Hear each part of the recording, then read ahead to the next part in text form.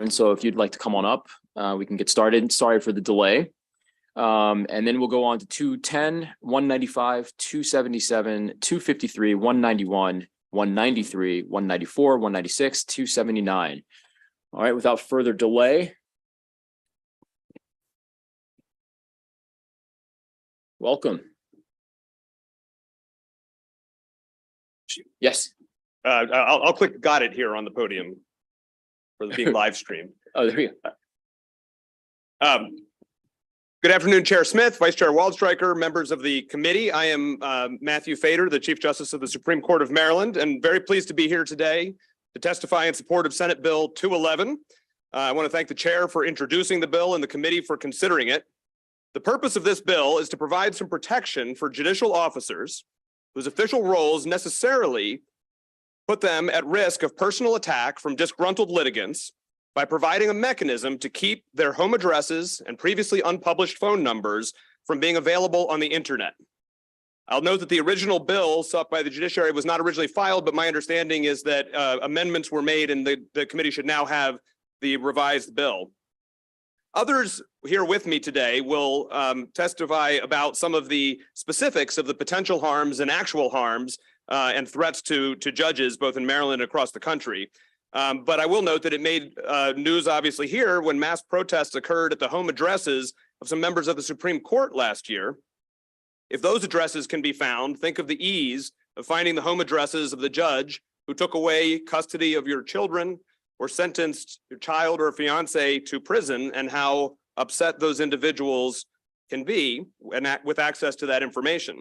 In an instance that I think was lesser known, an appellate judge received a letter from the Capitol Gazette shooter on the day of the shooting, indicating that the judge was also a target of that individual's fury that day. The judge had been on a panel that had handled a case in the ordinary course of his responsibilities as an appellate judge earlier, a couple of years earlier. Individuals protected by this bill are Maryland judicial officers, federal judicial officers, parents, spouses, and children of them. And we received a request and are happy to support the addition of the governor and the lieutenant governor as an additional protected individuals in the bill, as I understand will be proposed as an amendment. The bill is very narrow in what it protects. It protects the home address and previously unpublished phone numbers of the protected individuals.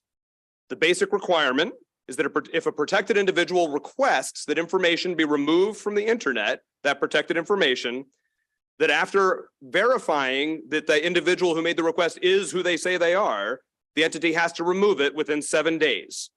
Remedies for a violation would include declaratory relief, an injunction, and attorney's fees, and remedies for the violation if the entity that is requested to remove it is a private party, not a state unit or instrumentality, would also include potential damages or, if willful, punitive damages.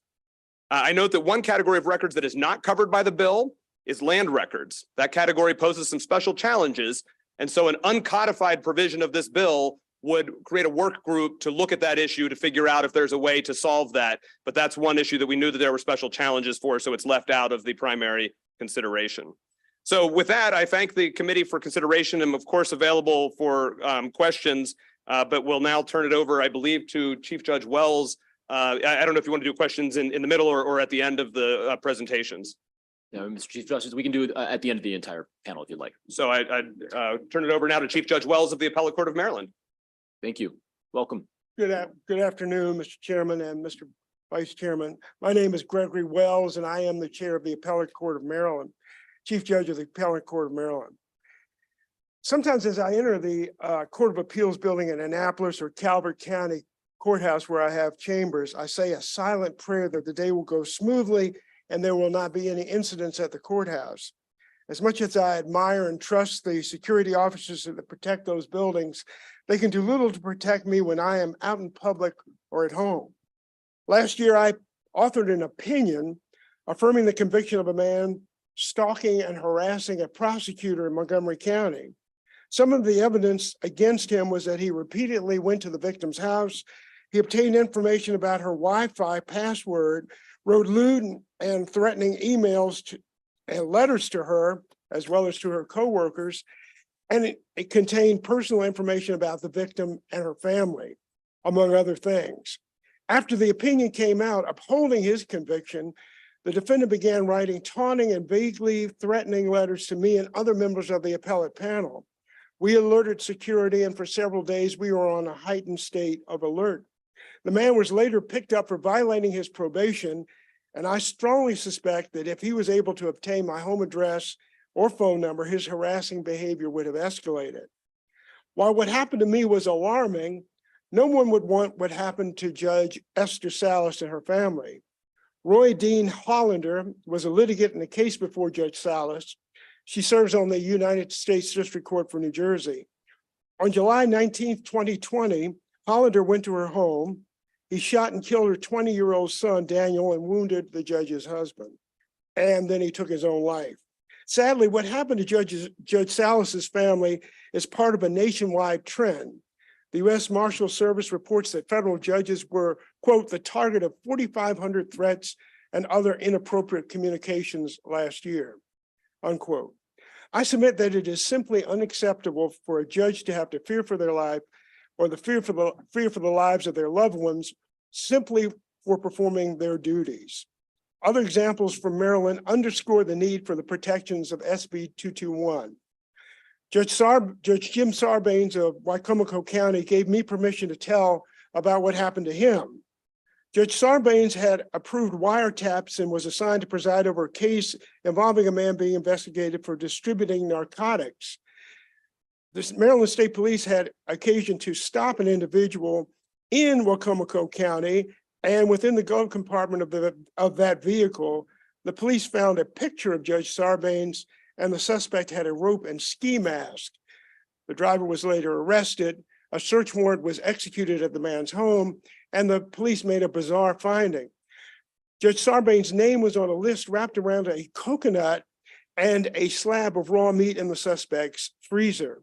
It's not difficult to conclude that should the suspect have been able to get near Judge Sarbanes, he would pose a grave threat to him. You may also have read about an incident that happened 2 weeks ago where a man was jailed for threatening a Frederick County judge. This man claimed that he was protesting against the judge's ruling in a custody case. The man got the judge's home address and repeatedly used a hammer to bang on a barrel outside the judge's home. He also posted flyers with the judge's home address, and on the flyers was a picture of two boys with arrows pointed at them. A caption beneath the photo said that the judge was killing the boys. I should also mention numerous incidents in Prince George's County involving county judges who've had cases with sovereign citizens. These individuals have engaged in harassing and threatening behavior as diverse as squatting in judges' homes, placing liens on court officials' homes, and launching frivolous lawsuits against judges and other court officials. The basic protections offered by SB 221 are not a complete answer, but they are certainly a step in the right direction and will combat preventable incidents like these from occurring in the future.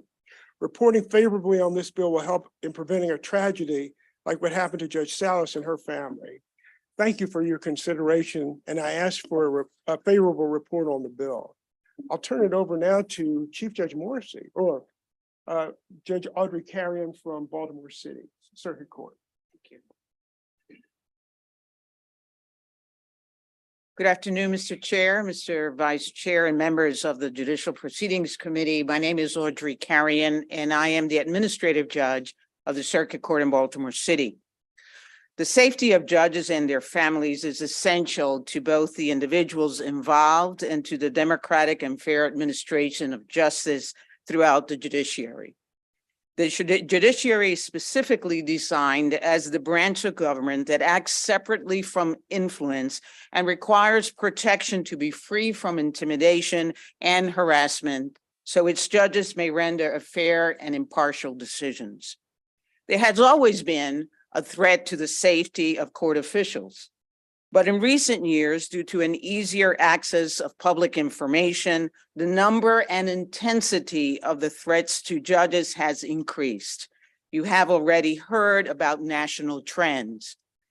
The reason why this bill is important and why personal information of court officials must be protected is to help in preventing these acts from occurring. The nature of a judge's work, and in my personal experience, the work of the Baltimore City Circuit Court affects the lives of people before us in many ways. We determine or preside over the terminations of who wins or who loses. The Circuit Court for Baltimore City is the largest circuit court in Maryland with 35 judges. Our dockets are divided into 4 divisions, including criminal, civil, family, and juvenile. Judges sitting in these divisions preside over a wide range of cases, and all with profound impact on the lives of the folks in front of us. Criminal sentencing, separation of individuals from their children, divorces, contract disputes, evictions, and all other types of matters that people have emotional reactions to. Within our criminal division, for example, judges oversee sentencing in high-profile criminal cases, including murder and rape. In 2022 alone, the Circuit Court for Baltimore City called 6,946 felonies and 2,848 misdemeanors.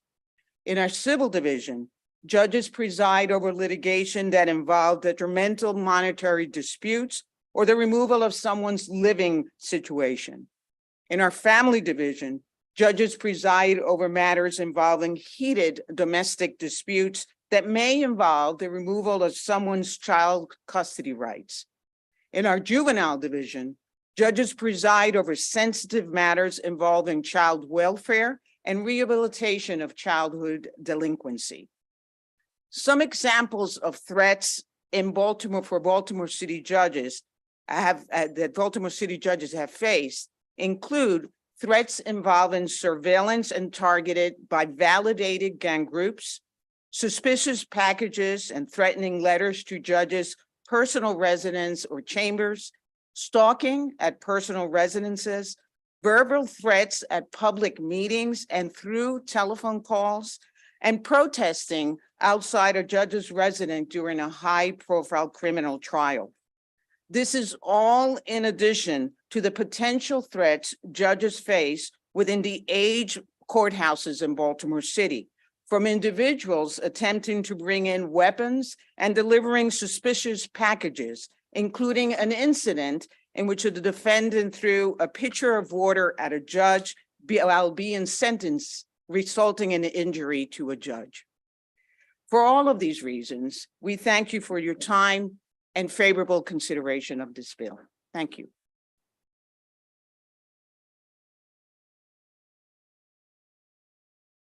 Good afternoon, Mr. Chair, Vice Chair, and Senators of this committee. For the record, my name is John Morrissey, and I'm the Chief Judge of the District Court of Maryland. I'd like to go on record as saying this is the first bill that I've testified to this season, and we're supporting this bill, so I have a 100% record of support. Just been a lot of oppositions in the past. I have a very short slide deck, Mr. Chair, and members of this committee, just to kind of show you and add on to what the other judges have talked about in terms of security risks. And this is focused primarily on my court, the District Court of Maryland. And I'm not doing it right. Okay. As you all know, we're a high volume court in the District Court. Prior to the pandemic, we typically had a little over 3.5 million. This is actually a lower number because we don't count Prince George's or where we're co-located. The sheriffs do security rather than our bailiffs. Since the pandemic, it's been slightly less, or considerably less, but that's picking up now. And we expect to be back to pre-pandemic levels at some point. In 2022, there was 7 credible threats against district court judges throughout the year. You can also see that the amount of counterband that we confiscate on yearly basis, 7,000 knives, OC spray, firearms, and other counterband. This is just a sample of some of them. That's a umbrella that or a cane that can be a sword or a dagger. There's kind of brass knuckles, alarmingly a taser pen that looks very similar to a pen, and then a knife inside of a hair comb. And then just kind of a sample, it's more someone tried to bring a hatchet into the courthouse. This is a belt buckle that included a knife inside of it. That was to the right was a lapel pin that was found. And then somewhat I don't understand why you would have a knife inside of something that looked like a gun. It's, you know, that old saying, you bring a knife to a gunfight. I don't know why you would do that, but nonetheless, that was trying to get into the Bel Air District Courthouse. And this is where this is just another sample of some of those. And then this is what was very concerning to me. In 2020, a individual at about 12:30 in the evening, point blank at the Essex District Courthouse in Baltimore County, fired multiple rounds from a high-powered rifle directly into the front of the building, and you can see that it penetrated. The picture to the left is where those went through two sets of doors and penetrated to the clerk's office. We were very fortunate that it was at 12:30 in the evening, but we still had there was a DGS guard that was there, and two of my commissioners were in the building at the time. They indicated to me that from the sounds, they couldn't even determine which way to run. They weren't sure where the sounds were coming from. We're embarking on a program to harden our courthouses, but these are the type of threats that we face. And then again, in Baltimore County, I don't know what's in the water in Baltimore County, but this is outside of the Catonsville, the brand new courthouse that we have in Catonsville. At night, the commissioner's entrance is located there where you see off to the left of the picture. And that's an individual that threw a Molotov cocktail at the building. So my point in showing all these slides is there's really very real threats that the judges and other judicial officers or commissioners face on a daily basis. And we'd strongly encourage support of Senate Bill 221. Thank you, and happy to answer any questions anyone has. Excellent. Well, thank you very much, Mr. Chief Justice and Chief. Questions from the committee. Senator Carter has one. Thank you so much, Chief Judge Morrissey. Thank you for your 100% support. I'm thinking about amending unit rule onto this, just kidding. You just mentioned the commissioners, so I'm just wondering, are the commissioners included in this legislation? They are, Senator. Okay, thank you. Considered judicial officer. Thank you. That's all. Thank you. For Judge Morrissey, I'm curious, this incident that you have on the screen, when did that happen? I think this is April 5th of 20. I can't see the end of it. Yeah, I don't know why the seal is blocking that. It is the first one with the Essex Courthouse was November 20th, 2021, and the Molotov cocktail was April 5th of 2022. And just for clarity's sake, the information or the pictures that you were showing earlier of the weapons, they were found trying to be enter the court, but it's not necessarily that they were being or intended to be used to against judges, right? Is there evidence of that? No, there's no direct evidence, but we don't know why they were bringing guns to a courthouse or knives. I'm sure certain people just forget they may have it. They may wear it as a routine, but it is alarming that even at a courthouse, that's what we face. The ability to, enter or to get an injunction, is there anything that stops you all from doing that today without this statute? Well, there's no law today that requires them to take that information down. So this law would be the authorization for somebody to have a legal obligation to remove that information from the internet. So the injunction would only be available pairing it with the legal obligation to take it down in the first place. But you could still enter in an action to stop someone from doing this, right? From putting a home address up on the internet? Right, to have it taken down. I'm not aware of a legal prohibition against that now. That's what this is primarily intended to do. There's no, currently people post information on the internet, and it can be home addresses. That information is available. So this would provide the legal statement that would say, if you're requested with respect to one of these protected people, you have to take it down. So I'm curious then, are we saying that if a private citizen were to have some sort of issue where they were being stalked or they felt in danger, they are now unable to go to some Facebook or whomever that website host might be, and they can't get them to take it down now? They can make requests, and different entities have different have policies with respect to when they will or won't do that, depending on who put it up. But I'm not aware of a provision of Maryland law that would obligate that entity to do that. Right. I see, and this is also supposed to be available to former judges and their families. That- Currently retired, yes. And obviously, I'm hugely aware we had members of this body who were subject to people harassing them in their homes, but and I'm going to ask this because I'm sure there's people in the general public would want to know this: what makes judges different from us? I would say we are not taking any position with respect to you or whether there should be similar protections for any other category of individual, but judges do, by the nature of their work, in high conflict cases, family law cases where custody is at issue, criminal cases where there is substantial risk, where there is a documented history that is increasing year over year with these kinds of threats being made. The family members of Judge Salas who lost their lives because of an attack like that. So our point is not to identify whether there is a need for anybody else or any other categories, but judges face significant and increasing risk of personal attack, and the availability of this information on the internet increases dramatically that risk.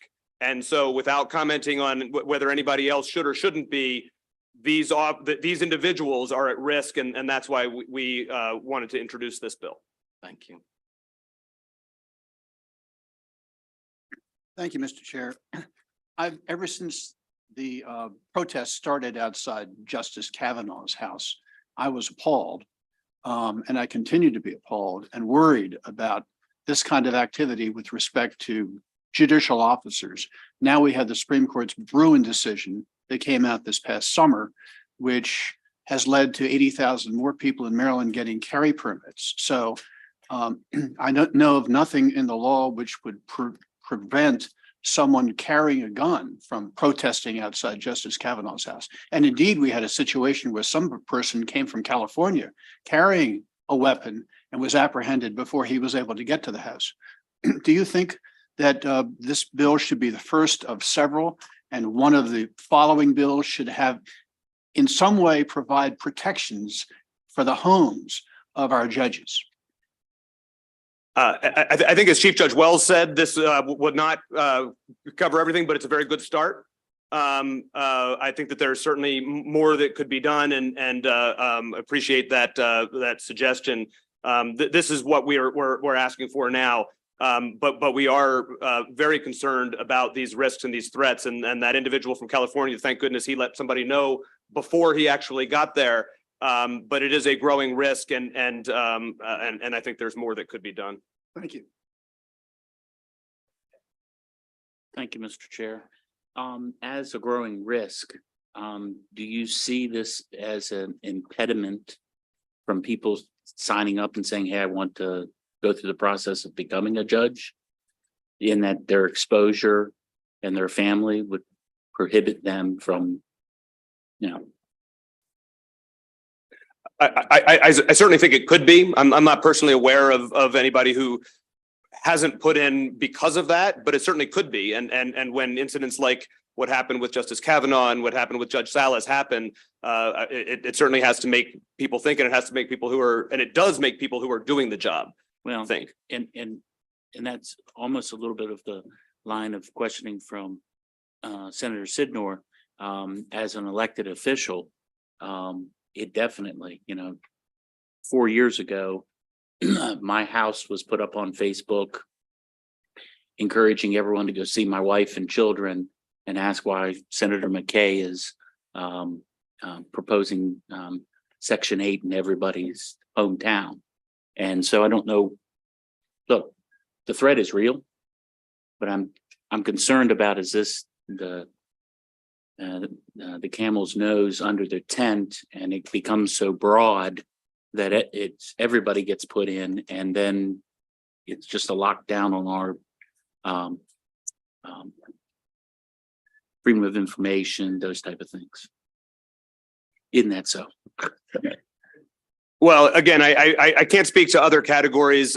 We put this bill in, every district court commissioner, magistrate in the circuit courts that deal with high conflict family law cases all the time, trial judges on our district court and circuit court bench, and appellate judges who hear those cases deal with these threats, and they are real threats. So we aren't making a comment on anybody else, and we got a call asking to add the governor and lieutenant governor to this, and we're very happy to do so. They obviously fit into that category as well.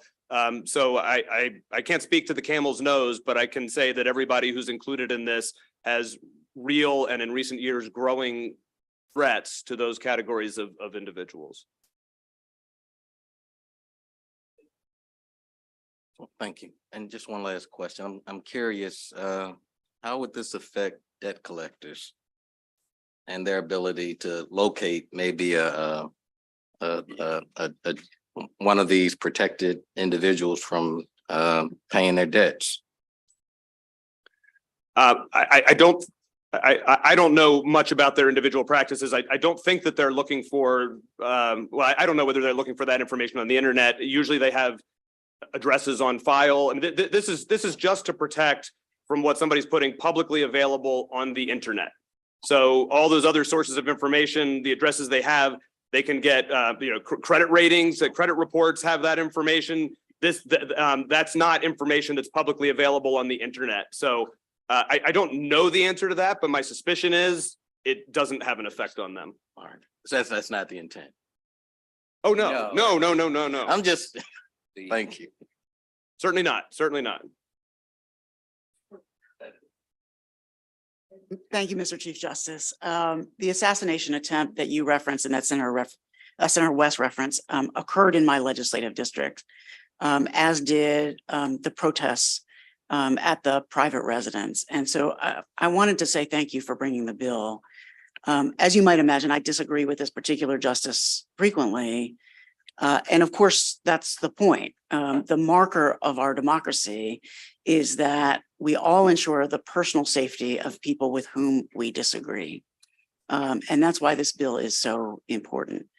Let me just take note of how large the ripple effects of this unsafe conduct can be, because it obviously didn't just affect that particular justice, it affected his entire family. We signed up for this, you sign up for this, but the spouses and children of judges, elected officials do not sign up for this. And the intimidation and fear created by protests that were done in violation of time, place, and manner restrictions does incredible damage to people's families and entire communities. So the justice happened to live on a street that hosts every year a large July 4th party. And it's an incredible opportunity for the community to come together and meet to celebrate the birth of our nation and just do what everyone does on July 4th, which is have fun, speak to your neighbors, and let off some steam. And unfortunately, this year, because of those protests and because of the assassination attempt, the July 4th parade had to be moved off-site. And not many folks knew that it had been moved, and not a lot of people showed up. And so the damage that these types of protests and threats can do to an entire community are severe. And I've seen it in my own legislative district. And that's why, again, I wanted to thank you for bringing the bill, Mr. Chief Justice. Thank you.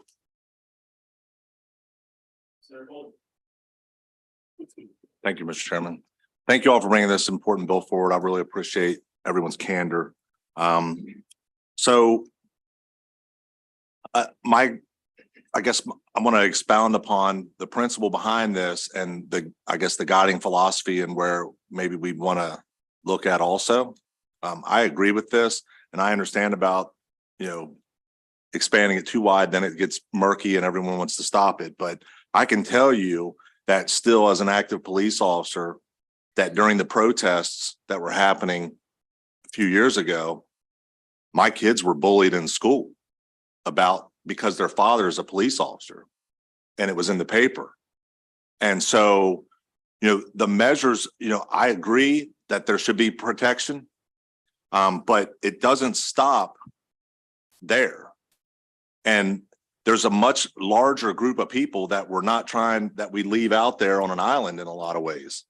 And part of that, what we've done is through the creation and through the establishment with the MPAA, the Maryland Police Accountability Act, we've exposed Maryland's police officers' personnel files, not just their addresses, their personnel files, their internal affairs files, open for public purview.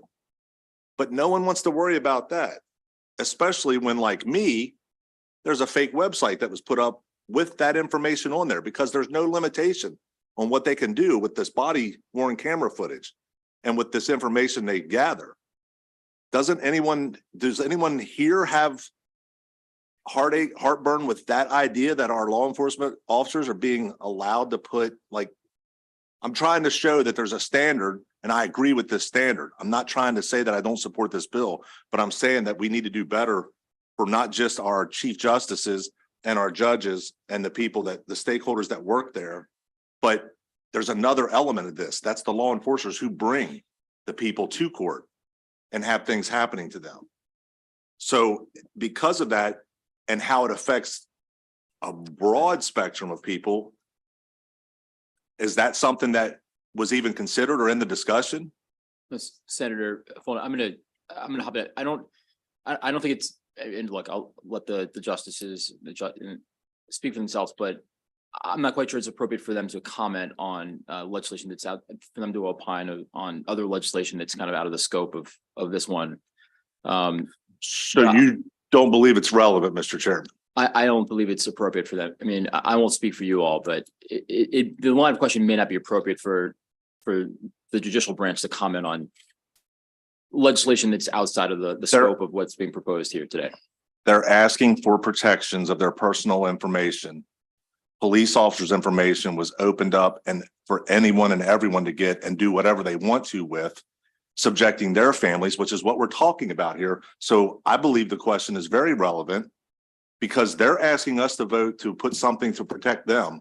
No, I understand. And the people that bring the subjects before them that are potentially coming at them, creating these acts that we've seen, are the same people that may have been interacting with the law enforcement in the first place. So I believe it's very relevant. I'll defer to the bench, but the legislation that you're asking for comment on is outside of the scope of what this is, but I'll defer to you all. We do, by the nature of what we do and what might come before us, have a lot of limitations on what it is that we can talk about or not. Any legislation that might potentially come before any of us for decision really does restrict the scope of what we can comment on.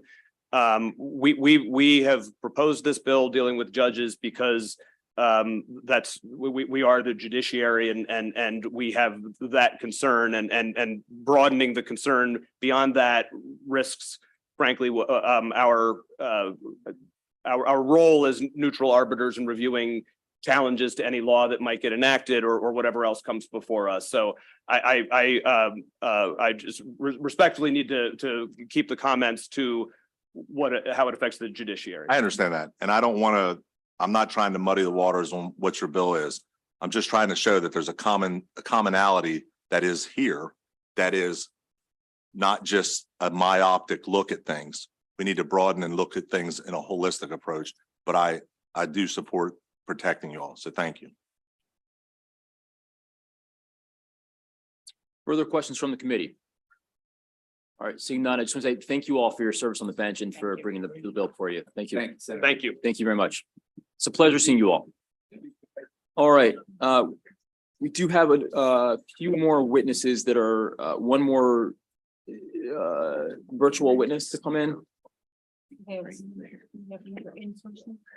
And one person, Juliet Fisher, and then, yep, come on up.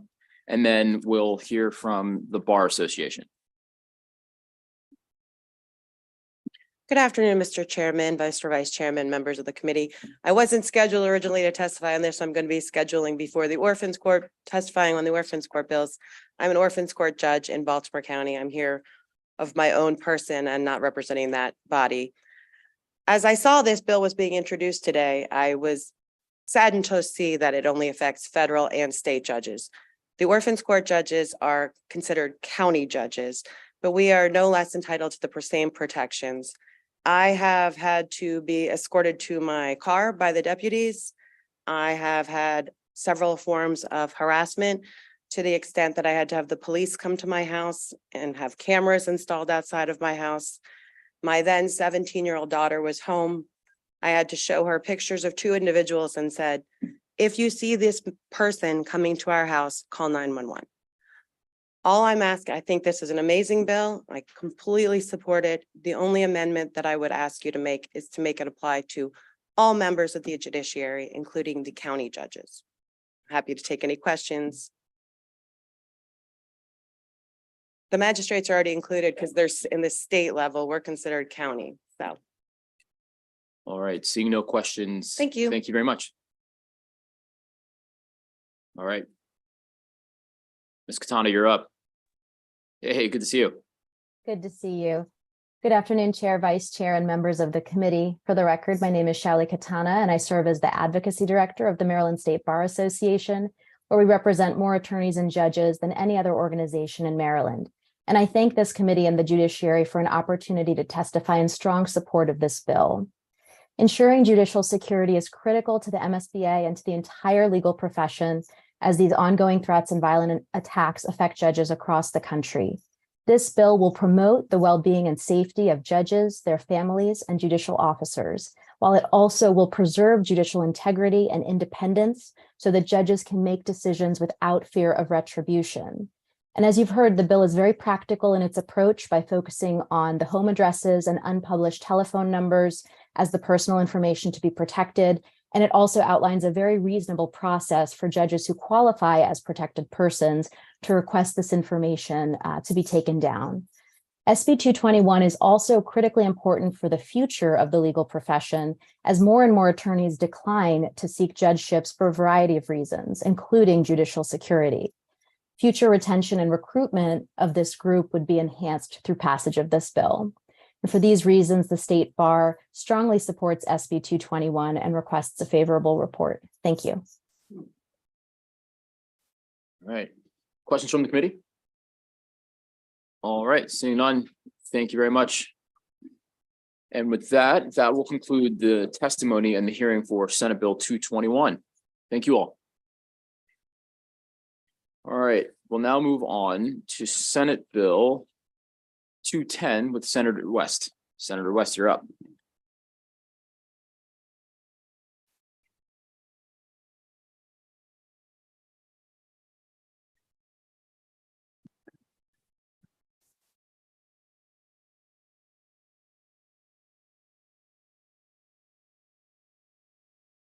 Thank you, Mr. Chair. It's nice to be with this committee to present Senate Bill 210. So last year, a task force to study the orphans courts was established, and I was appointed to be on the task force. The task force recommended allowing more attorneys to run to be orphans court judges, which is exactly what this proposed bill would do. Let me first say something about orphans courts. So many of our citizens believe orphans courts deal with orphans. It's only logical. That's just not the case insofar as we refer to people as orphans today. Actually, when orphans courts first got that name in England several centuries ago, because orphans courts are probate courts dealing with wills and estates, and since most people who die literally are orphans by the time they die, in that their parents have both died, orphans courts were named orphans courts because most people who make wills are themselves orphans. In my case, my father died last in 2006. My mother died 2 years earlier. So it came as a bit of a shock to me when I realized shortly after my father's death that I was literally now an orphan. So that's how the term got its name. But in the way we refer to orphans today is young children who lose their parents. And by that standard, orphans courts are really misnamed. So this court, this bill deals with the issue of lawyers getting on the orphans court.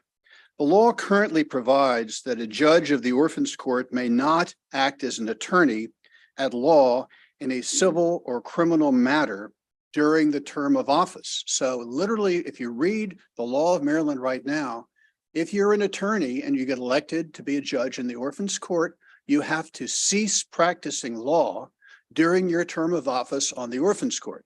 Needless to say, this communicates to a lot of people who otherwise might be good as members of the orphans courts because they know how to read the law, know how to interpret the law. This is what they do for a living. That they conclude that it's just not within their powers to terminate their legal practice in order to take a position on the orphans court. Now, that rule doesn't apply in several counties.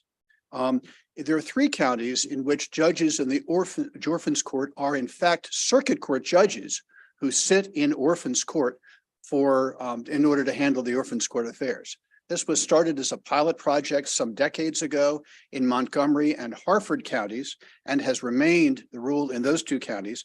This past year, the voters approved at the polls adding Howard County to make a 3rd county in which the circuit court judges are the orphans court judges.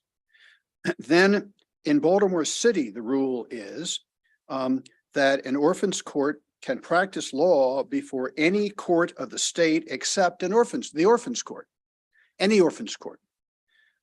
In Prince George's County, Baltimore County, Calvert County, and Howard County, a judge of the orphans court can practice law in connection with a case that's outside the jurisdiction of the orphans court or unrelated to the administration of an estate or guardianship. But all the other counties of the state, the common rule is that an attorney can get elected to the orphans court and can serve for his term or her term of the orphans court, but cannot practice law while doing so. That doesn't make any sense, especially in the smaller counties where the attorneys have the kind of expertise that's needed by the orphans court. And remember, orphans court judges are part-time judges and they're paid accordingly. They're paid relatively small amounts of money. I took a look at some of the standards. I think in Frederick County, the chief judge gets $11,000 a year. The other judges of the orphans court get $10,000 a year. It's hard to live these days on that kind of an income. So to be a judge of the orphans court, it's just a part-time job. You have another job which occupies your time during when you're not sitting as an orphans court judge. So what does this bill do? This bill basically would make the rule in the entire state, other than again Montgomery, Harford, and Howard counties, where the circuit court judges are the orphans court judges. Aside from those 3 counties, this bill would provide that any lawyer can serve on the orphans court. It just could not practice law of wills and estates, the kind of cases that would come before the orphans court while the lawyer is serving on the orphans court. So an attorney could have a full-time family law practice or civil practice or criminal practice. They just couldn't practice the sort of law that's going to generate cases that come before the court in which the orphans court judge is sitting. It's a very simple bill. It's a short, and there is one slight amendment. I don't think it changes the import of the bill particularly, that should be in your packets. But with that, I'll turn the proceedings over to my good witnesses.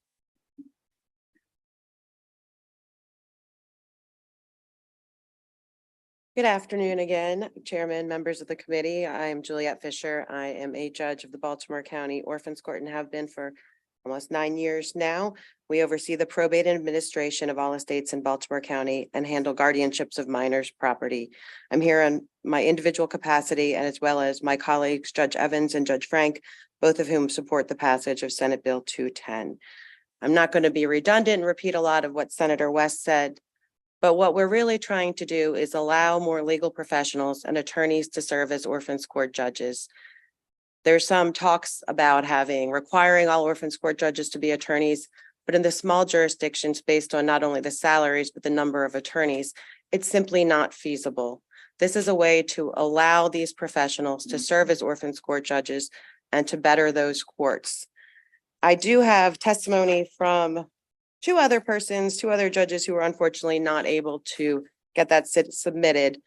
Judge Cheryl Jacobs, who's a judge in Worcester County, offers a favorable report. She was unable to get the testimony submitted. She is an attorney there. She is a judge. She would like to be able to practice law. The rest of my colleagues who are lay judges in the orphans courts are allowed to be real estate agents, business owners, doctors, and do whatever professions that they otherwise have part-time. And so what we're asking is really for attorneys who are perhaps best suited to be in these legal positions to be allowed to be orphans court judges. I did note my colleague from Queen Anne's County, Judge Kimberly Kasha, sent written opposition saying this would somehow create mistrust in the judicial system. I spoke to Judge Ted LeBlanc, who's in Calvert County, which has a similar population to Queen Anne's County, and where they are allowed to practice law part-time. They currently have 2 attorney judges and 1 lay judge. He tells me that happened about 20 years ago, and that it has actually created more trusts from the public as well as the attorneys who appear before them. So I'd ask for a favorable report, and we have no opposition to the amendments.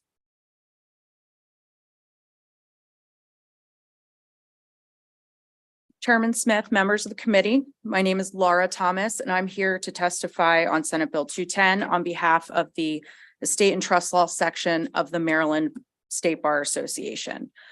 The Estate and Trust Law section supports Senate Bill 210 with amendments. And again, we'd like to reiterate that for most jurisdictions, the orphans court is not a full-time position. And to encourage attorneys throughout the state, especially in the smaller jurisdictions, to take and run for these positions where legal knowledge and the ability to read and interpret statutes that you all enact is really important, especially for the people who have cases before them. Anything to support that additional knowledge base and ability is, we support that. We think that for those attorneys that are in jurisdictions where the judges can continue to practice law, that should be consistent throughout the state in order to have all of the orphans court judges treated the same, and again, on a consistent basis. We support the amendments to the bill as well, and we would urge you to make a favorable report to the bill as amended. Thank you. Thank you, Mr. Chairman. Senator West. Yes. So in a rural setting, there are already a small pool of practicing attorneys. Right. And those attorneys, while probably to put a whole law practice together, have to piece together lots and lots of different avenues. So you'll have a county attorney who may not be able to, without having conflicts of interest, because it's dealing with county issues. Well, then you've got planning and zoning, and you've got all these different things. How do you, it's, I understand the intention, but it almost to the point where it's creating more conflict of interest by having these attorneys in those positions, because we're already having a problem in rural settings to have enough attorneys. And so, and because of the conflict of interest that does arise, how do you handle that? How would you? Well, there are a couple of very small counties with very few attorneys, Garrett being one of them, Somerset being another. I think the other counties tend to have more, but those 2 counties have very few attorneys. All this restriction would mean is if an attorney has a nice estate and trust practice, that attorney can't run for and serve on the orphans court for the, let's say, Garrett County, while maintaining during the term of office, his or her estate and trust practice. Everything else is fair game. Zoning practice, family law practice, civil litigation practice, criminal litigation practice. They're all good. The attorney simply would have to stop practicing estate and trust law during the 4-year term of his or her tenure on the Orphans Court. I don't think it's too much to ask, because if an attorney can both practice estate and trust law and sit on the court which is going to deal with these cases, there's going to be the inevitable suspicion among members of the public that somehow he's feathering his own nest or the nest of his clients because of his term of office. And we wouldn't want that. So this is a very small restriction, but otherwise it opens up the field, and the field is not open right now to any attorneys in those counties. It opens up to all the attorneys in those counties, so long as they forego the practices of estates and trust law during the 4-year term that they're on the court. And so just to understand the bill, this is not prohibiting lay people from becoming. Absolutely not. Okay. No, Thank lay you, sir. people have always had the right to run. Okay. And will continue to have that right. Right now, the law literally precludes attorneys from running unless they shut down their legal practices. So this law lets them have a legal practice in every area except estate and trust law. Thank you, sir. Sure. So you're saying that basically, if a lawyer wants to be an Orphans Court judge, he or she has a choice: either $11,000 a year job or shut their entire practice. That's the current law. So probably not too many people are shutting. their Probably entire not too many practices people do that. down. Yes. And what this will do is kind of level the playing field and say you can make extra, and you can earn extra income in these capacities. You can be a except you can't full-time practice lawyer, before. in every area of the law Except- except estate and trust law during the Gotcha. 4 years I that you're understand. on the court. Thank you. That's very good. Thank you very much. Thanks. Thank you, Senator. I guess the last question is mine. Can you tell me how the Orphans Court judges in Howard County feel about this bill? Nobody's weighed in. That's a joke. And That's a callback to last session. I Any other questions from the committee? All right, seeing none, I think that completes the hearing for that bill. Senator West, if you would like to take your next bill, Senate Bill 195. Absolutely. And thank you, Your Honor. This, excuse me. Thank you, Mr. Vice Chairman. Well, I was just in the presence of all these august judges. So this bill is pretty easy to explain. Right now, Orphans Court judges run for a public office every 4 years, and they run in partisan elections. So the same judges run on, the judges who are Republicans run on the Republican primary ballot. The judges who are Democrats run on the Democratic primary ballot. And then the winners of both those elections run in the fall as Republicans or as Democrats. I have never known any situation in which, and I think Judge Fisher is going to confirm this when she testifies, in which a decision is made by the Orphans Court, which has any kind of a political connotation at all, a partisan political connotation. Partisanship just isn't part of what Orphans Courts do. So my question is why in the world we should elect judges based on their partisan affiliation for Orphans Court. So what this bill would do is change the way we elect Orphans Court judges. All the judges that file would run the same way that circuit court judges currently do. Let's say there's 7 candidates that file. There are 3 positions to be filled. All 7 candidates would be listed on both the Republican primary ballot and the Democratic primary ballot without regard to what political party they're a member of. They'd be listed out alphabetically. The voters would vote. If candidates in the Republican primary, candidates A, B, and C win the primary, and in the Democratic primary, candidates A, B, and D win the primary, then all 4 of those candidates would go on the general election ballot, again alphabetically, without regard to partisan affiliation, and the voters will be voting on the quality of the candidates rather than their political parties. It seems to me that's the way to go. It makes every bit of sense because, again, Orphans Court judges, in my experience, never make decisions based on partisanship. They make decisions based on what they think the right thing to do is and how the law requires them to act.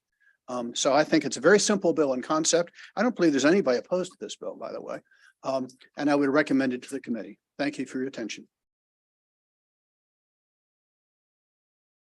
Good afternoon again, Juliette Fisher from the Baltimore County Orphans Court, again testifying on behalf of myself and Judges Evans and Frank. No, I have never had a partisan Orphans Court decision that my Democrat or Republican affiliations would have any impact on. We apply probate laws. That's what we're tasked with doing, and that's what we do. There is Maryland Code Annotated Election Law states no candidate for judicial office shall file their party affiliation. Back in 2015, before I first testified on this bill in 2016, been a long time coming, we asked for an attorney general's opinion in which the attorney general said that it was, in her view, Maryland law did not require judges of the Orphans Court to register their political party when running for office. Historically, those judges have registered their party affiliation when running for office, and according to counsel for the State Board of Elections, altering this historical practice would require a statutory change. It is simply that statutory change to make this in line with the election law that prohibits us from registering our party affiliation, while the Board of Elections requires us to register our party affiliation that we're seeking. I did see that there was a requested amendment from the League of Women Voters, which would have us run similarly to the school board. I would vehemently oppose that. We are members of the judiciary, constitutionally created. We should run as the same way as the only other judges running for election, which is the circuit court judges. If there's any need for changes to the way that the circuit court judges run, we don't have any opinion on that at this time. But it's not appropriate for members of the judiciary to run in the same way as the school board. They should be running consistently with the same way as the only other elected judges, which are the circuit court at this time. I just think this is what we need in this day and age. We need nonpartisan. We need our judges to be nonpartisan. Any attempt to make us partisan, I fully and wholeheartedly reject, and I seek a favorable recommendation of this bill. Thank you.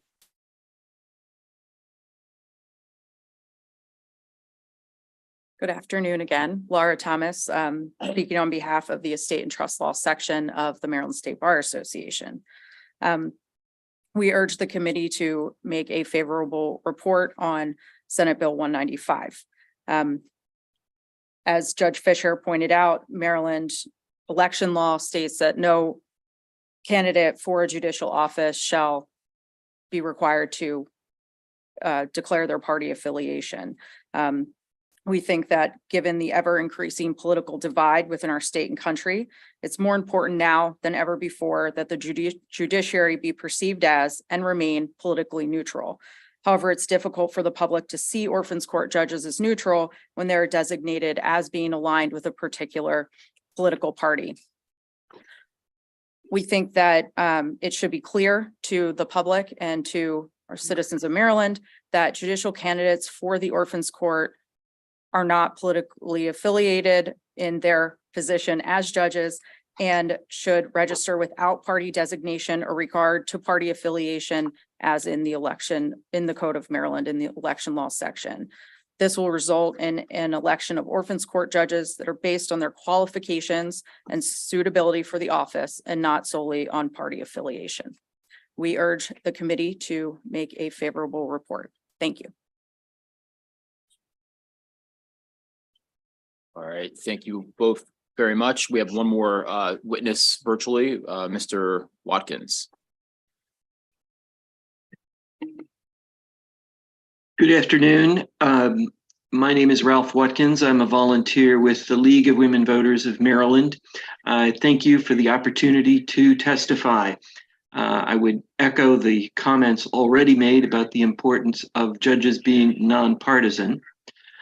I want to speak specifically to an amendment that we proposed. We urge the committee to keep in mind the perspective of voters. Vote elections should be meaningful. They should offer voters real choices. And that is why we are concerned about the bill as drafted, which could end up with a general election ballot that would instruct voters to vote for no more than 3, and then there would only be 3 names displayed, meaning the voters had no choice. We think the Board of Education type of election is a good model as it's used in a number of our counties. In most situations, the Orphans Court judges would only appear on the general election ballot because there would be no more than double the number of the candidates would be no more than twice the number of seats to be filled. And the primary election would be needed only when there were more than double the number of seats to be filled, and it could be used to narrow the field so the voters would have an easier choice at the general election. Thank you for your consideration of our views, and we're happy to respond to questions that you may have for us. Thank you. All right, any questions for this panel or our online testimony? All right, seeing no questions, I believe that concludes the hearing for Senate Bill 195.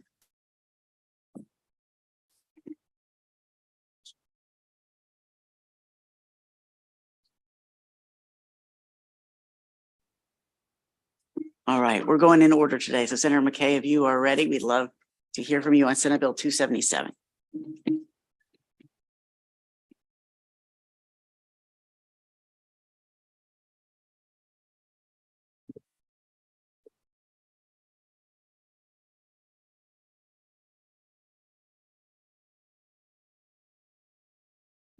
Mr. Vice Chair, members of the committee, the purpose of Senate Bill 277, Sheriff Sales Notice Procedures and Subordinate Interests. We believe that this bill is going to help us with a problem that we have in fighting blight in our communities across Maryland, and more specifically in my own district. Now, in the towns of Cumberland and Frostburg, there's such a problem with blight due to poor economic backgrounds of the area. It's very hard to fix this problem. Now, originally, the sheriff's sales of titles and such were bare bones and vague. Senate Bill 277 will rectify that by giving our local governments a direct path by obtaining the title. It will also prevent borrowers from claiming exemptions during the collection of debts when sales are to be conducted. And thus far, we are asking for a favorable consideration of Senate Bill 277. Joining me today is the debonair and dashing mayor of the city of Cumberland, Ray Morris, and our city solicitor, Michael Cohen, and they will join in, sir. Thank you.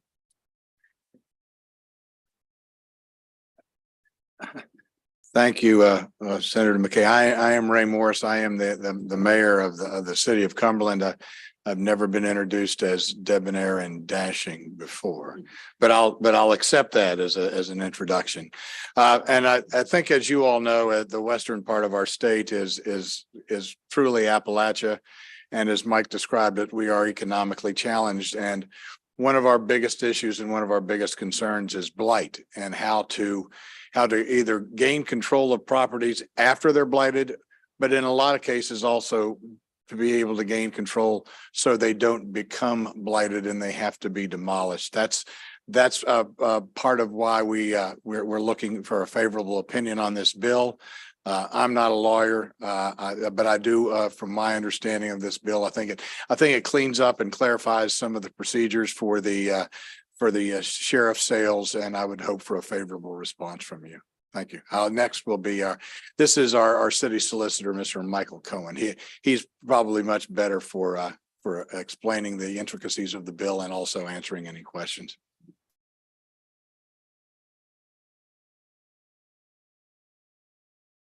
Good afternoon, members of the committee. My name is Michael Cohen, as the mayor indicated. I guess I'm not dashing and debonair, but here I am. There's one housekeeping measure I want to bring to your attention before we get into the nuts and bolts.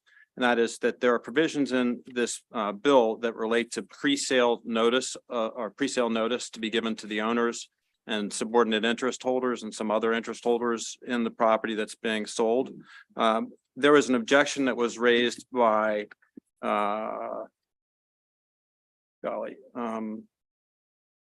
the Maryland Legislative Action Committee, Community Association Institute.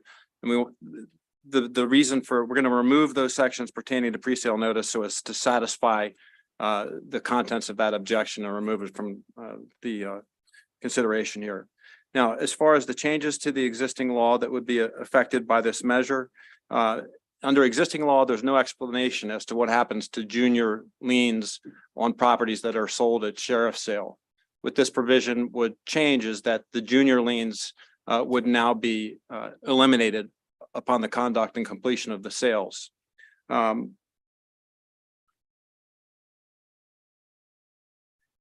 The other change is that there are no provisions that distinguish judgments on municipal infractions from other judgments.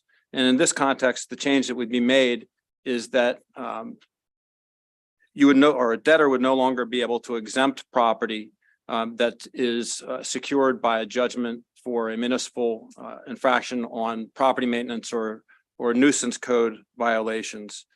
So that therefore, if one of those, if a property that's subject to such liens is sold, then you would no longer consider any exemptions that would be made by the judgment debtor, and essentially be putting these liens on the same footing as tax liens, which are also exempt. The last change relates to appraisals. Currently, before property can be sold by sheriff's sale, the sheriff has to have the property appraised. And this particular provision would no longer require appraisals on real property, but rather the sheriff would be able to use the assessed valuations for the property. And those can be obtained from the State Department of Assessments and Taxation's website, which is probably something which is many of us are familiar with. And insofar as the change that we are making from the requests in the bill, that specifically, well, that removes the pre-sale notice provisions. That is found in section 11-502 D, E, F, and the first portion of section G. So all that would be removed, except that subsection G, the only portion that would survive would be the very last clause of subsection D, which says that a sheriff's sale of real property extinguishes any subordinate lien or interest on the land subject to the sale. So otherwise, the bill would remain intact. And I think that it addresses the concerns of the opponents. Wonderful. Thank you. Any questions for these witnesses or for the senator? Senator Sidnor. Thank you. And I know I heard you say that the concerns of the opponents were addressed, but I may have missed it because I was reading it. They seem to be concerned, and this is the letter of opposition from the Community Associations Institute. They seem to be concerned that it's the sheriffs who know when the notice is the sheriffs are the ones that do the scheduling, and I guess they find out from the sheriff. So they're saying, why should them as judgment creditor have to send out this notice rather than the sheriffs? You said, is that what you're saying? You've all figured out how to address that? Well, my understanding exactly as to what it is they're trying to accomplish is a little bit limited because I just received the notice today. Okay. But I think what they're saying is that they don't want the sheriff to have to be, or to be obligated to give this notice. Rather, and it doesn't make sense. Well, they don't want judgment creditors actually to have to give this notice because it's the sheriff's sale. It's not the judgment creditor's sale. So the judgment creditor acts. I'm sorry? So they seem to be suggesting maybe that the sheriff do it. I don't think that they're suggesting that necessarily. I think that they're saying that the judgment creditor should not be required to give that notice. So if the judgment creditor was not to do it and the sheriff is the one with the information, if the sheriff were made to do it, do you think that would resolve their issue? I think that as long as the judgment creditor is not giving the notice, that would resolve their issue. But I do have a concern here that the Sheriff's Association has actually given its support for this measure. And I wonder how it would affect their support if they were obligated to give more notice. So I'm just trying to please everybody. And we know you can't always do that. This is also very true. Thank you. Thank you. Thank you so much. Any further questions for this panel? Listen, we know you had the opportunity to testify virtually, but instead you took the time to come here to Annapolis and speak to us in person. You came a long, long way, and we really appreciate your explanation of the bill. So thank you so much for joining us here today. It was our pleasure. Thank you so much for considering it. That concludes the hearing for Senate Bill 277. I see Senator Hester is with us, and we'll move along, Senator Hester, to your bill, Senate Bill 253.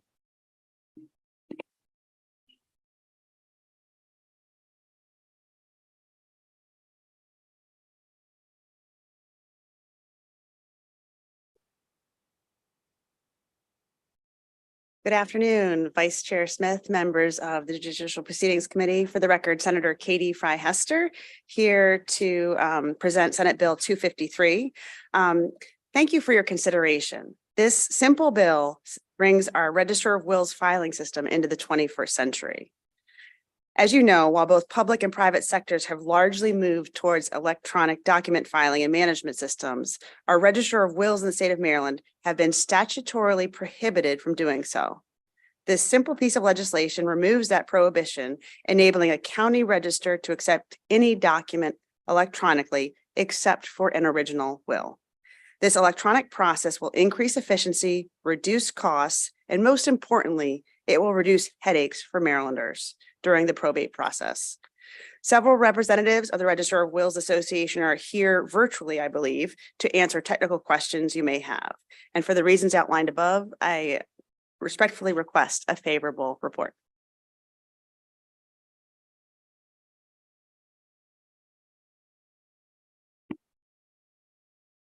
Mr. Vice Chair, I believe I have one witness in person and two online. Got it. Let's do the in-person witness first. Thank you so much.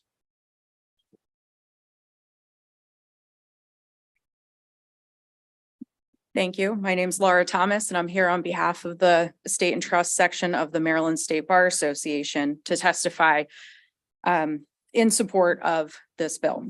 During COVID, one of the things as a practitioner of estate and trust law that we became and our clients became accustomed to was our ability to file documents in the probate process electronically, whether it was through email, by faxing it in, and the registers and the court were phenomenal with providing that option for people to get their documents submitted so we could continue to get probate estates open in the state of Maryland. Once the governor's state of emergency ended, our ability to e-file those documents ended as well, which leads us to the problem of there were still a lot of issues with mail, with FedEx and backlogs.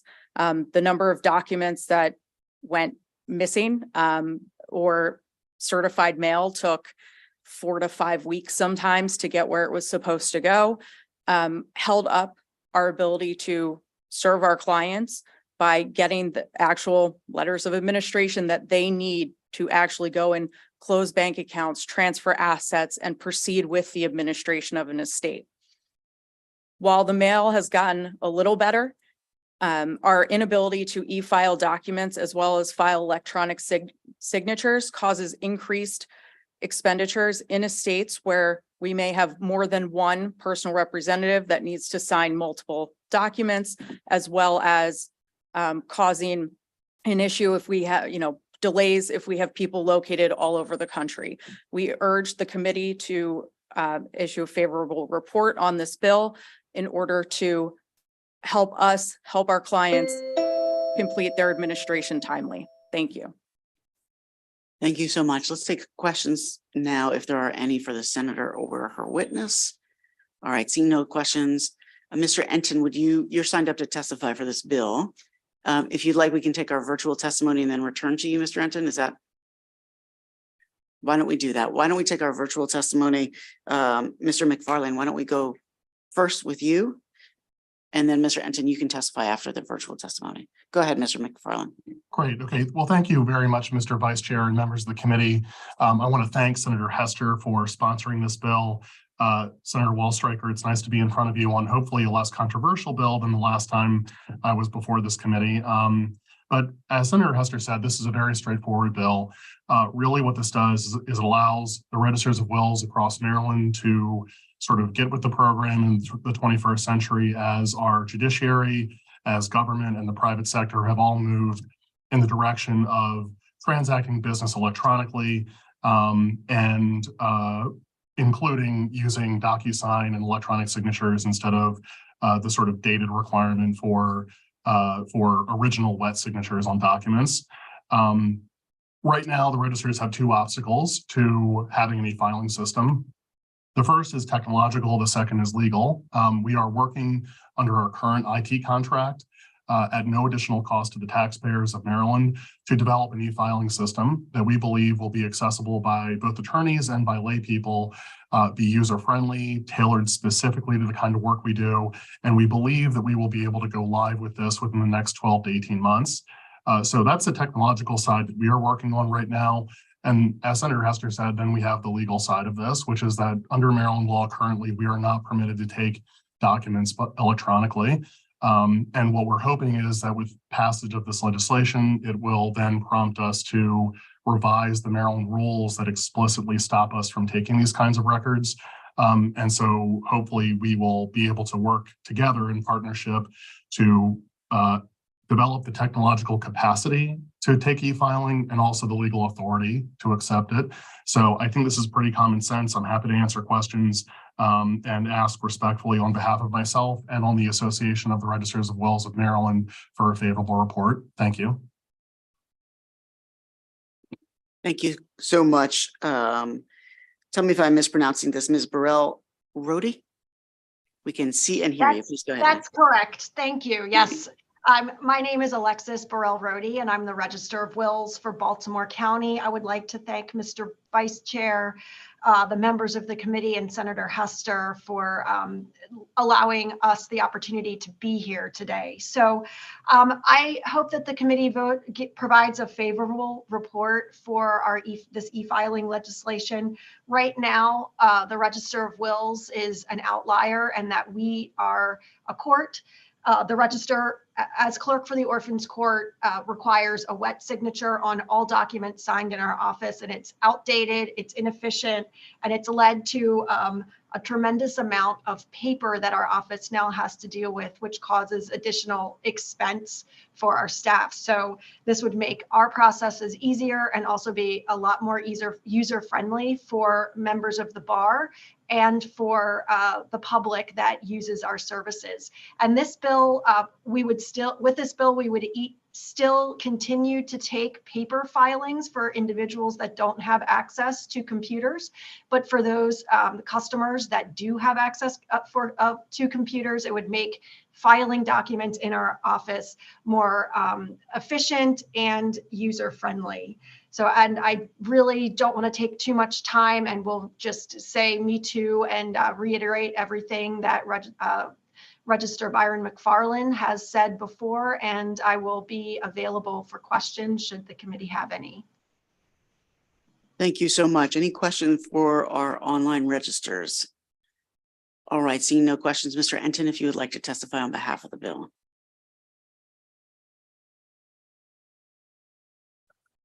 Thank you, Mr. Chairman, members of the committee.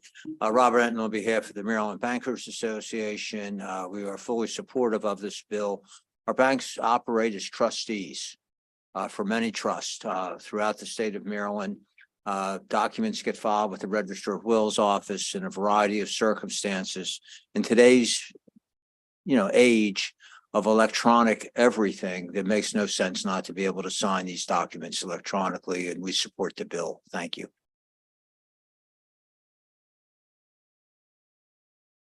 Thank you. That was concise. Any questions for this witness? Seeing no questions, that concludes the hearing for Senate Bill 253.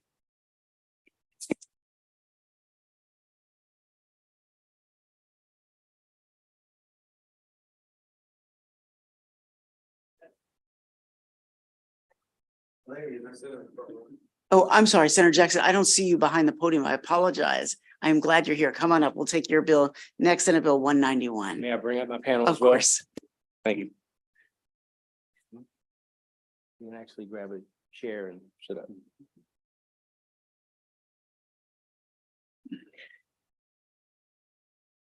Senator Jackson, just for the record, we only have one person signed up to testify for this bill, Mr. Carr. If others, Absolutely. If the technical question comes up, but okay. I got it. Gotcha. Thank you. Thank you, Mr. Chair. members of the Judicial Proceedings Committee. For the record, Senator Michael Jackson representing District 27 on behalf of Senate Bill 191. Senate Bill 191 is a very straightforward bill that increases from 4 to 5 the number of assistant sheriffs provided in the Office of the Sheriff of Prince George's County. The additional assistant sheriff position will be charged with handling in-house accountability matters to help better and more efficiently implement the provisions of the police accountability legislation that was passed in 2021. This bill would also make two other changes to current law. It would give the agency, the Prince George's County Office of the Sheriff, the authority to investigate domestic violence calls, and it would shift collective bargaining authority not involving salary from the sheriff, chief assistant sheriff, and assistant sheriffs to the Fraternal Order of Police. This provision would simply create a more efficient means to serve the public, as the Office of the Sheriff will be enabled to investigate domestic violence calls to which they already respond. This legislation comes as a direct effort by the new Prince George's County Sheriff to better and more efficiently adhere to police accountability and transparency efforts. As someone who served in this capacity in Prince George's County, I have a keen interest in the success of this office and strongly believe that these changes will allow the sheriff and the agency to better serve the public. Additionally, because of the urgency of this legislation, it's requested I've requested an amendment to make this an emergency bill. That amendment would be on the in your floor system.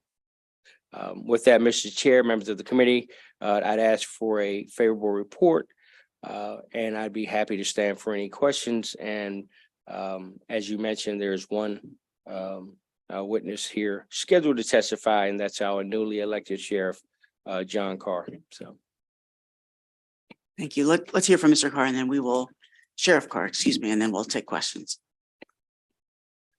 Good afternoon, Chair, Vice Chair, everyone here. I'm the newly elected sheriff for Prince George's County, John Carr. I am asking for a favorable review of Senate Bill 191. As Senator Jackson stated, it is to basically modify currently what we have in Judicial Proceedings 2-330, asking for an additional assistant sheriff, which is really to address the 2021 Police Accountability Act in reference to focusing and allowing our citizens to make sure our agency to address police accountability. This bureau that I am setting up will only focus on the Police Accountability Act and its mandates required to us by the state. So it would have an assistant sheriff, a major, a captain, and the internal affairs unit, which used to be under the chief assistant sheriff. Our chief assistant sheriff runs the day-to-day, and I feel that police accountability is in the forefront and needs to be addressed immediately. So therefore, I wanted to create an additional assistant sheriff to address that. So that is my ask for the 5th assistant sheriff. My next ask is for our domestic violence, in which we run emergency calls in the central part of the county. Currently, last year in 2022, we actually received over 25,000 peace and protective orders from the courts. Having the ability to investigate misdemeanors and felonies will allow us to assist our partner agencies such as Prince George's County Police and municipal agencies. So those are the changes that I would like to have and would like to see in Judicial Proceedings 2-330. Thank you. Thank you so much, Senator Muse.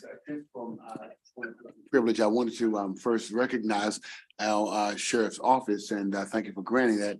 Our former sheriff, Mike Jackson, the Honorable Mike Jackson, sitting there, did a wonderful job as sheriff. But then one who recently went home to be with the Lord, Melvin High, who was an icon in our county in the office of sheriff and police chief. And now the Honorable John Carter, I'm glad that we work together and we work very well as a team in our county. I'm very proud to have you as our sheriff. Welcome as a new sheriff. I'm sure I speak for all of our leaders in the county. We're all here to assist you in doing the good job that we know you can do. Thank you for being present here today. Thank you so much. I appreciate it. Thank you. Thank you, Senator Sidner. Thank you very much. 2 questions. And if you don't know, that's fine. I'm curious, is it on page 2, line 10, the modification from 4 to 5? Is that something that's common that in statute we tell you how many sheriffs you can have? I mean, is that something we do across the state? Actually, it is common. So if you go to some of the other judicial proceedings dealing with the sheriff's office, they actually state how many assistant sheriffs a sheriff may have. So we're not the only ones. Yes. Interesting, okay. And second, page 3, lines 11 and 12, is the Deputy Sheriff's Association no longer in existence, and that's why you're changing it to the Fraternal Order of Police? That is correct. So many years ago, they actually switched from Deputy Sheriff's Association to Fraternal Order of Police Lodge 112. Thank you very much. No problem. Thank you. My question is for Senator Jackson. I just want to clarify the posture of the bill. Is this a local bill, Senator Jackson, or is it a statewide bill that applies to Prince George's County? Actually, I probably should have prefaced by saying I'm also here on behalf of as the chair of the Prince George's County Senate delegation. Got it. So I should have said that initially, Mr. Chairman, great catch. But yes, this is a local piece of legislation.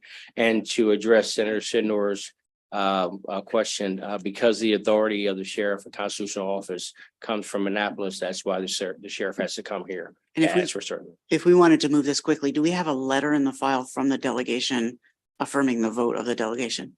You, We, Mr. Chairman. Yeah. We do have that. okay, absolutely, So- you will have that. absolutely.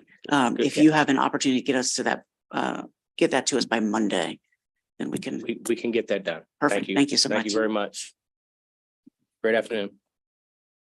Thank you, Senator Jackson. Thank you all for your service to Prince George's County and to our state. Thank you. Thank you, Sheriff. That concludes the hearing on Senate Bill 191. We'll now move to Senator Sidnor and do Senate Bill 193 first, please.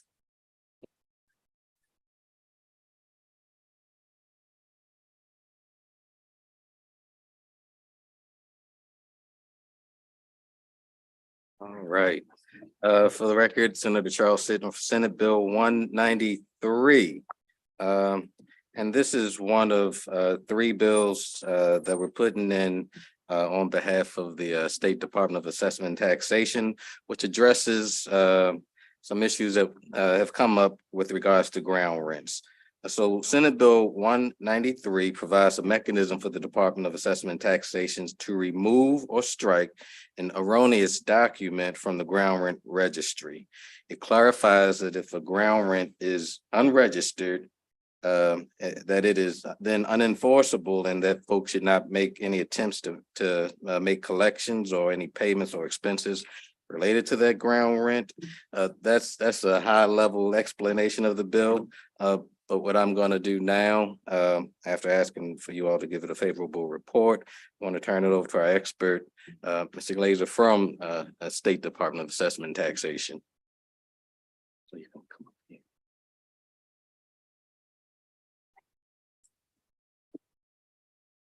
And good afternoon, Mr. Vice Chair. A very exciting topic, as you can imagine.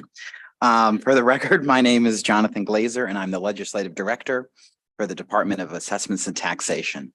So Senate Bill 193 creates a mechanism for the department to strike documents from the ground registry. Currently, the department does not have the statutory authority to strike documents from the registry, even in situations where all parties agree that there is an error on a document or a document was filed by mistake. Furthermore, there are many unregistered and therefore unenforceable ground rents. Senate Bill 193 clearly states that if a ground rent is unenforceable, no attempt can be made to collect any payment, late fee, interest, or collection costs or other expense related to the ground rent. Finally, Senate Bill 193 clarifies that a pending application to register a previously unregistered ground rent is not enforceable until the application is approved. These important changes will add consumer protections for homeowners who have residential ground rents. For these reasons, the Department of Assessments and Taxation urges a favorable vote on Senate Bill 193. Looks like Senator West has a question. Thank you, Mr. Chair. I have no problem with this bill at all, but this is a general question involving ground rents based on our family's experience. So in younger years, when my father, many years ago, when my father was still alive, he inherited from his mother upon her death 4 or 5 ground rents, and he used to tear his hair out Because twice a year, he would have to write letters to these people saying, you owe me $30. And then when they didn't pay, he'd write a follow-up letter. It was a royal pain in the neck. So this is the remnants of an ancient system of helping to reduce the price of homes for original homeowners. So instead of paying a larger price, they'd pay a smaller price. And then over the years, they'd pay these semi-annual ground rents. How many of these things still exist which have not been redeemed? And how much money are we talking about in the aggregate that is theoretically, if they all were to be enforced, would be paid by the owners, by the ground rentees to the owners of the ground rents? So speaking solely about residential ground rents, because that's sort of, what the topic is, there's three groups of ground rents. So you have ground rents that have been registered with SDAT, therefore they're enforceable and they are redeemable. There are ground rents that are registered with SDAT that are irredeemable, meaning they cannot be redeemed. Last year, this body passed legislation to effectively make all irredeemable ground rents redeemable, except for certain situations. Remember that. So far, their applications are going through a waiting period, and the department has received 0 approved applications for irredeemable ground rent. So that means that eventually, by the end of this year, essentially all irredeemable ground rents will then become redeemable. There's a third group out there for ground rents that are not registered with the department. So if your folks inherited a ground rent, they didn't register it with the department, it's not enforceable. We don't know how many of those are out there simply because they're not enforceable. Now, upon registering it from the department, one can also not just go back 100 years and say, hey, you owe me 100 years of ground rents. You can only go back 3 years to collect those back ground rents. Suppose, let me interrupt. Suppose everybody who owed ground rent wanted to redeem it, redeem their ground rents. How much money are we talking about in the aggregate? I really don't know how to estimate that, simply because we don't know how many ground rents there are out there.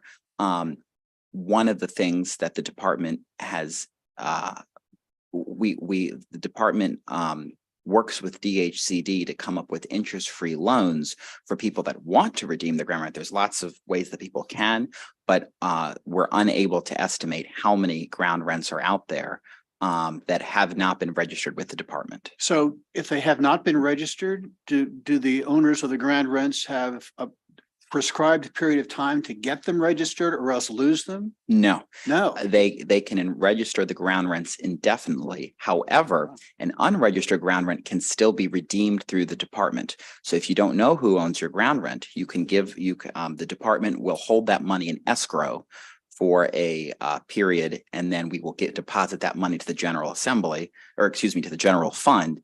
And if someone comes back and claims that ground rent, the department will still cut the ground leaseholder a check if it has been redeemed through the department. There's a schedule in statute to determine how much each ground rent is worth based off of the annual ground rent amount and the year that the ground rent was created.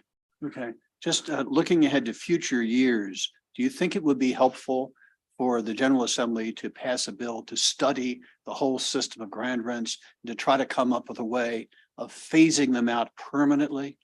So I think the department is committed to making sure that the property right to ground rent is protected. But these three bills together, and I know every year we say this is our last ground rent bill. Because we get these bills every year. Right. We spend a lot of time in the interim discussing these ground rent issues with the mayor's office, Delegate Holmes, Senator Sidnor, and Senator Hayes are really the ones that have been focusing on this issue. I am very confident that we will not need to come back next year with another ground rent bill if this package of 3 bills is passed. Good. We'll promise we'll do it then. Thank you. Senator Muse has a question. I, down through the years, at least 15, 16 years, I can remember always hearing ground rent. And no matter how many bills we've gotten, I've never really understood it. So help me. Sure. My house, and most of it is in Baltimore City. Is that correct? So it's spread out between Baltimore City, Montgomery County actually has one. So it's It's throughout the state, and it's a problem that's not a problem. It's a situation that is unique to Maryland and Hawaii to have these residential ground rents. It's basically when someone else owns the ground underneath your home and can be bought and sold independently of the home itself. No new ground rents can be created after 2007, but unregistered ground rents can become registered if they were technically created before 2007 and then become active.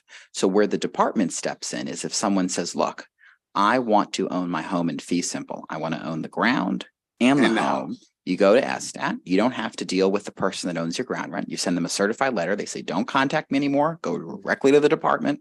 You won't be hearing me from anymore. They give a lump sum payment to the department. The department holds on to that payment. And then the ground lease holder can pay the department $20, send it an application, say, yes, we do own this ground rent. And then the department will then pay out that ground rent amount that were held in escrow to the rightful owner. Often these ground rents are never claimed, and eventually they'll just go back to the state's general fund. But if they are claimed, we can issue that check out. Thank you. I understand a lot better now. All Thanks. these years. Thank you. Thank you very much. Thank you, Senator Muse. Any further questions? All right, no more questions on this bill. Let's move to the next ground rent bill. Please, Senate Bill 194. All right, again, Charles Sidnall for the record. Senate Bill 194 is the second of the three bills dealing with ground rents. So this bill shifts SDAT's ground rent redemption or ground rent department's mission from being a neutral record keeper to actively being one that assists homeowners with redeeming their ground rents by, number one, enhancing notice and billing requirements in three different circumstances. One, when a ground lease holder sues for possession for non-payment of a ground rent.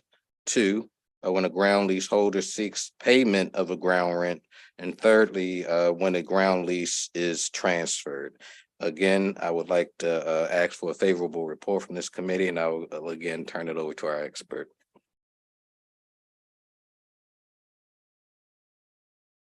And thank you again. And good afternoon again, Mr. Vice Chair. For the record, my name is Jonathan Glazer, and I'm the Legislative Director for the Department of Assessments and Taxation. So Senate Bill 194 codifies that is in the intent of the codifies the intent of the General Assembly that it is in the public interest for ground rents to be redeemed. This bill would shift SSTAT's ground rents department mission from being a neutral record keeper to actively assisting homeowners in redeeming their ground rents. Ground rents are private transactions between the ground lease holder and the ground lease tenant. Senate Bill 194 makes several changes to the ground rent billing system. First, this bill ensures that ground rent bills are mailed to the same address where a property tax bill is mailed.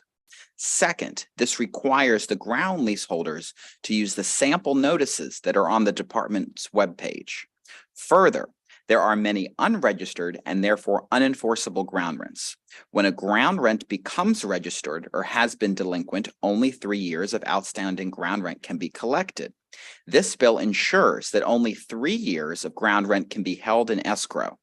These important changes will add consumer protections for homeowners who have residential ground rents. For these reasons, the Department of Assessments and Taxation urges a favorable vote on Senate Bill 194. Wonderful. Seeing no questions on this bill, we'll go to the final bill on ground rent, Senate Bill 196. All right, Senator Charles Sidnall on behalf of Senate Bill 196. Good afternoon, everyone. Senate Bill 196 addresses what is now considered a ground rent committee drafting error in 2007. This has resulted through the years of the SSTAT's current practice of rejecting any application for ground rent redemption, final payment, or the final affidavit received too early being rejected. In some, Senate Bill 196 does not change any of the statutorily required waiting periods for the ground rent redemption process, but what it does do is it allows SSTAT the flexibility if a payment or final affidavit is received too early.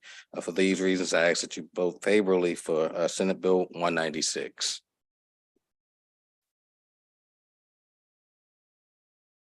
And thank you, Mr. Vice Chair. Again, for the record, my name is Jonathan Glazer, and I'm the Legislative Director for the Department of Assessments and Taxation. Senate Bill 196 permits an applicant to submit their final payment and final affidavit at any time during the redemption process. Currently, if a leasehold tenant provides final payment or an affidavit to the department too early, the department is required to reject the application. Sending in a payment too quickly is one of the most common reasons why an application for ground rent redemption is rejected. Note, this is a technical bill and does not change any part of the ground rent redemption process or program. For these reasons, SSTAT urges a favorable vote on Senate Bill 196. Questions on this technical bill? All right, seeing no questions. Thank you, Senator. Thank you. That'll conclude the hearing for Senate Bill 196. We're making good time here.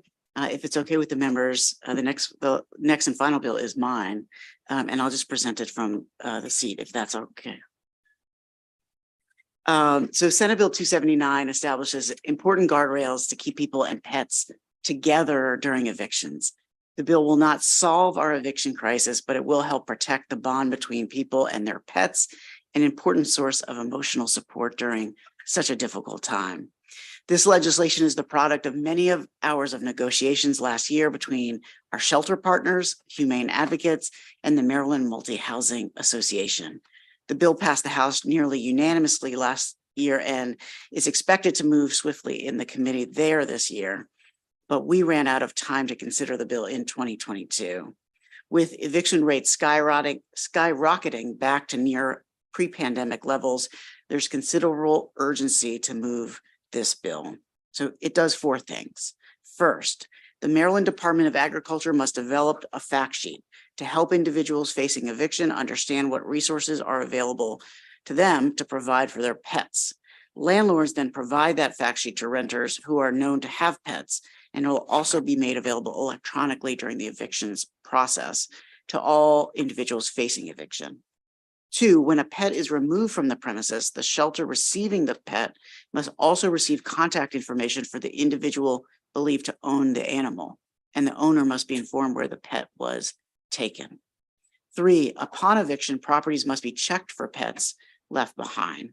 And finally, the bill prohibits landlords from leaving animals on the curb with other property. While these seem like common sense measures, each one of these provisions come from horror stories I've heard for both shelter and rescue partners, as well as housing advocates regarding situations they directly witnessed. And you'll hear later from my panel today on those situations. We do have an amendment from the judiciary. This is a technical amendment and everyone has agreed to it.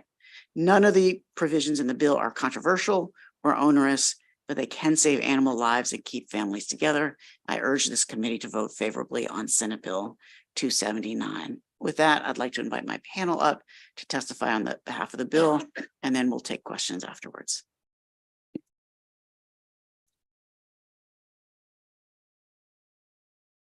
Whomever would like to go first.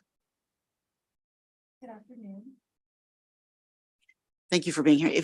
Because of the camera, if you could step to the podium, please. Thank you. Good afternoon. My name is Katie Flory, and I'm the Community Care and Advocacy Director with the Maryland SPCA, as well as I'm here representing PAWS, which is the Professional Animal Workers Society. Thank you very much for allowing me to testify this afternoon. I will make this brief. I know you guys have a busy agenda, but I'd like you all for a second to think about coming home. You found out you've been evicted. You don't know where any of your things are. You don't know where you're going to go next, and you can't find your animal. This is a very simple, common sense bill that helps not only people in our community, but our animal welfare community. Many of these animals end up in our shelters or with our rescue partners, and all we want to do is get them back to their people. I ask for a favorable vote on Senate Bill 279, and thank you again for taking the time to hear me today. Good afternoon, Vice Chair Waldstreicher and our sponsor, members of the committee. Thank you for the opportunity to testify before you today. I also will be brief. The steps in this bill are not difficult to implement, but the impact of those steps will be great for the pets and the family and the shelters and rescues, as you've heard. We hope after last year going through the House and passing 130 to 1, that in this chamber that we can pass it, go all the way this time and keep people and pets together. This is good policy. This is humane policy. I want to thank Senator Waldstreicher for sponsoring this bill and urge a favorable report. Oh, by the way, I may not have said, I'm Lisa Radau from Maryland Votes for Animals, for those of you who don't know. Thank you so much. All right, any questions for me or for the advocates who just testified? Yeah, please. I understand what the bill does. If I don't vote for this bill, I will not be able to go home. My wife will never forgive me. I will be in the doghouse, so to speak. So I'm voting for this no matter what. Sounds good. I feel like we should be in the Virginia legislature and just vote it right now. All right, thank you to both of you. Is there anyone who would like to testify in person? If so, please come forward. We have a high school student who is going to compelling testimony. Good afternoon. Good afternoon, Chairman Smith and members of the committee. My name is Alexis Prisco, and I am a high school senior from Baltimore County, Maryland. Last year, I lost my best friend. He was a tan calico, and his passing broke my heart. My mom, who's a fellow animal lover, quickly began looking for someone else to add into our family, and we found a ginger kitten from the Maryland SPCA and quickly adopted him. He was surrendered to the Maryland SPCA because his owners were evicted. He was lucky enough to have a family that knew their rights and responsibilities as a pet owner. However, other animals have been left outside in the cold because there's no existing legislation to ensure they end up safe in a shelter. Although COVID-19 rates had begun to fall, Maryland eviction rates had begun to climb back towards pre-pandemic levels. During the summer of 2022 alone, over 4,000 renters were evicted. Given that 72% of renters have pets, we can extrapolate that nearly 2,900 pets were taken out of their home during this past summer. As COVID eviction bills begin to expire, this issue is in dire need of attention for not only the safety of the animals, but for the sanity of pet owners. Thank you for the opportunity to present my testimony, and I urge the committee to issue a favorable report of Senate Bill 279. Thank you.